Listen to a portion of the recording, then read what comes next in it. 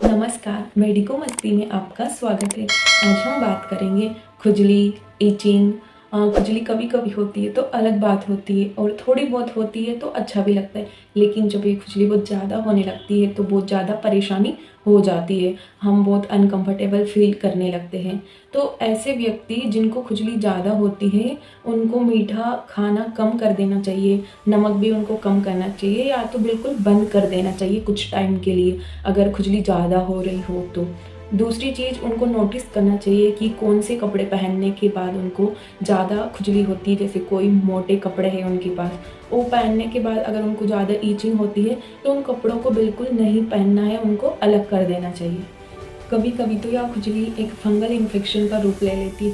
Fungal infection किसी को भी कहीं पे भी हो सकता है, जैसे हाथों में, बैक पे, बगल में या वेजाइनल एरिया में भी ये हो सकता है। फंगल इन्फेक्शन किसी को भी होना एक कॉमन बात होती है, लेकिन जब ये हो जाता है तो ये कॉमन नहीं रहता है। ये आपको बहुत गंदा फील करवाता है जब आप अनकंफर्टेबल फील करते हैं या कहीं पे भी आपको इचिंग होने लगती है और आप जो है वहाँ पे अनकंफर्टेबल फील करने लगते हो।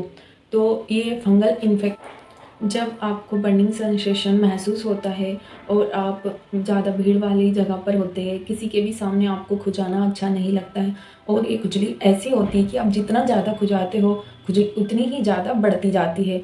तो क्या प्रिकॉशन की ओर है? तो आइए इस बारे में हम डिटेल में बात करते हैं। तो वीडियो को शुरू करते हैं।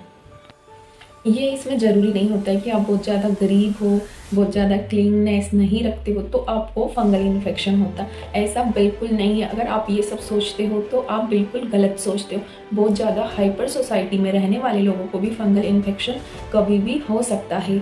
बहुत ज़्यादा वो क्लीननेस का ध्यान रखने के बाद भी कभी कभी मौसम चेंज होने की वजह से भी हमें इस परिस्थिति का सामना करना पड़ सकता है। यदि आप इसमें आपका लिविंग स्टैंडर्ड बिल्कुल मैटर नहीं करता है, आप रिच हो, पोर हो या आप बहुत ज़्यादा ही गरीब हो, ऐसा इसमें बिल्कुल मैटर नहीं करता है। फंगल इन्फेक्शन किसी को भी हो सकता है। यदि हमारी फैमिली में किसी एक पर्सन को फंगल इन्फेक्शन हो गया है या हमें पता है तो हमें उसका टॉवल यूज़ नहीं करना है। यहाँ तक कि हमको हमारे घर में जितने भी पर्सन हैं उन सबके अलग अलग टॉवल होने चाहिए। और तो और हमारी बॉडी पार्ट्स के भी हमें अलग अलग टॉवल यूज़ करना चाहिए। जैसे हमारे बालों के लिए हमें एक अलग टॉवल यूज़ करना चाहिए और बॉडी के लिए एक अलग टॉवल यूज़ करना चाहिए। कभी कभी तो हमारे सिर में भी फंगल इन्फेक्शन हो जाता है, जिसको डेंड्रफ हम बोलते हैं। ये बहुत मोटी मोटी पपड़ी बन के निकलने लगता है। फंगल इन्फेक्शन में आप जितनी ज़्यादा हाइजीन मेंटेन करके रखोगे, फंगल इन्फेक्शन ट्रांसफ़र होने के चांस उतने ही ज़्यादा कम हो जाते हैं। अगर फंगल इन्फेक्शन आपके पार्टनर को हो गया है तो कुछ टाइम के लिए आपको उनसे दूरी बनाना ही बेटर होगा। इससे फंगल इन्फेक्शन ट्रांसफ़र होने के चांस बहुत हद तक कम हो जाते हैं। तथा आपको कम से कम अपने अंडरगारमेंट्स डेली चेंज करना है, दिन में 2 बार तो कम से कम आपको करना ही है। और अपने जो डेली के कपड़े होते हैं पहनने के, वो अच्छी तेज धूप में आपको सुखाना है। ऐसा नहीं है कि आपने ठंडे ठंडे हल्के ठंडे कपड़े उठाए और फोल्ड करके और अलमीरा में रख दिए और फिर उन्हीं कपड़ों को आपने पहन लिया, तो ये बिल्कुल गलत होता है। इससे आपको फंगल इन्फेक्शन होने की कई ज़्यादा चांस बढ़ जाते हैं तथा और भी ज़्यादा आपको ईचिंग हो सकती है इससे। जिस दिन धूप नहीं निकल रही है, आप बहुत ज़्यादा परेशान हो रहे हो, तो उस दिन आप अपने कपड़ों में प्रेस करके अपने कपड़ों को सुखाइए और सूखे हुए कपड़े ही आपको पहनना है। तथा कोशिश ये करनी है कि आप हो सके तो पूरी बॉडी में कॉटन के कपड़े ही पहने, यहाँ तक कि आप इनर पार्ट में भी कॉटन के कपड़े ही आपको पहनने हैं। अगर आपको वेजाइनल एरिया में या थाई के पास फंगल इन्फेक्शन हो गया है तो आपको अपनी बेडशीट टाइम टाइम पर चेंज करना है और अपनी पर्सनल चीज़ें किसी के भी साथ आपको शेयर नहीं करना है। अगर आप नहाते हैं तो आपको पानी में 2 चीज़ें मिलाना है। एक डिटॉल की कुछ बूंदे आप अपने पानी में डाल लीजिए तथा आप डिटॉल के साबुन से भी आप नहा सकते हैं। और अगर सस्ते में चाहते हैं तो आप एक पतीले में नीम की कुछ पत्तियां लेकर पानी को गर्म कीजिए तथा उसको छान कर एक बाल्टी पानी में कम से कम 1 गिलास नीम की पत्तियों का पानी मिला के आप नहा सकते हैं। इससे फंगल इन्फेक्शन काफ़ी हद तक कम हो जाएगा। अब हम बात करते हैं क्या फंगल इन्फेक्शन ठीक हो सकता है?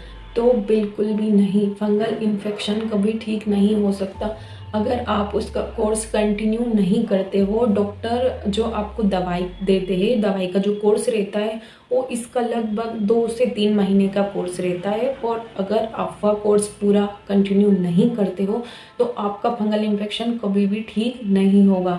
इस बात का आपको बहुत ज़्यादा ध्यान रखना है। कभी कभी पेशेंट क्या करते हैं, दवाई ले लेते हैं और 15-20 दिन तक यूज़ करते हैं उसके ट्यूब वगैरह जो लगाने की क्रीम रहती है उनको, और उनको लगता है कि हाँ फंगल इन्फेक्शन तो ठीक हो गया, उसके बाद वो दवाई को लगाना छोड़ देते हैं।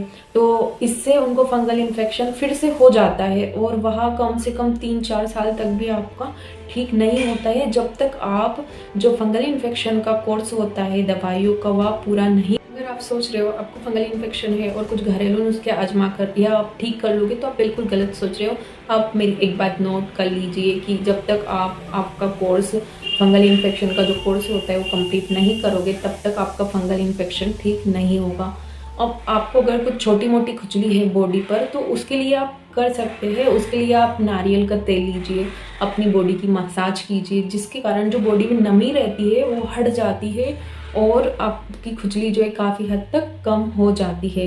दूसरी चीज़, आप सरसों के तेल को गर्म करके उसमें लहसुन डाल के और उसकी भी आप मसाज कर सकते हैं, उससे भी खुजली में काफ़ी ज़्यादा राहत मिलती है। और तुलसी के पत्ते को खुजली वाले स्थान पर रगड़ने से काफ़ी ज़्यादा फायदा मिलता है। तुलसी में थिमोल और कपूरी की अच्छी मात्रा पाई जाती है, जिससे आपकी जलन और खुजली पूरी तरह बंद हो जाती है। अगर आपने हमारे चैनल मेडिको मस्ती को अभी तक सब्सक्राइब नहीं किया है तो ज़रूर सब्सक्राइब कीजिए, वीडियो को लाइक कीजिए, कमेंट कीजिए और अपने फ्रेंड एंड फैमिली के साथ शेयर कीजिए। Thank you.